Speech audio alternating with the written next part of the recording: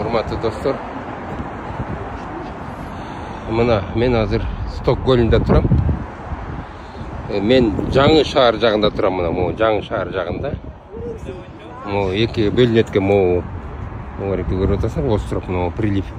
Бул экиге бөлүнүп кеткен шаарды. Тиягы болсо старый город. Көрүп атасыздарбы?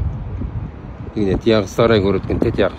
Анан кечеги жара мен айтып аткан 1000 кайсы eski kayıkta çöküp ketти деп эче музейин көргөзбөдүмбү? Вот. 1800-жылдарга.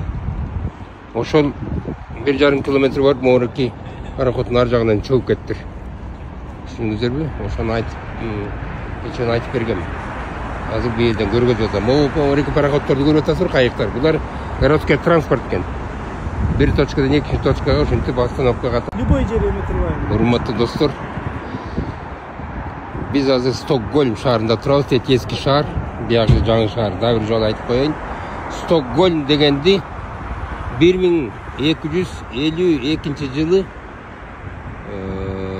Биргер Ярл деген князь атаган экен, письмене жазган экен. Ошондон баштап бул жердин аты Стокгольм болуп калган экен. Эми сток деген сөз мындай бирөөнү экен, бирөөнү устун деп койсок болот. А голь деген аралчаны айтат экен. Значит, ошол устундардын эсеби менен, жардамы менен жээктерди мындай укреплять этиш экен. Укреплять этип, мындай паром жасаганга шыгылып, жээкке мындай площадка түскөнгө ошол бирөөнүлөрдү пайдаланыш экен. Ошон үчүн бул Стокгольм болуп калган экен. Ошол Стокгольм деген атты ошол жанагы Ярл деген князь берген экен 1852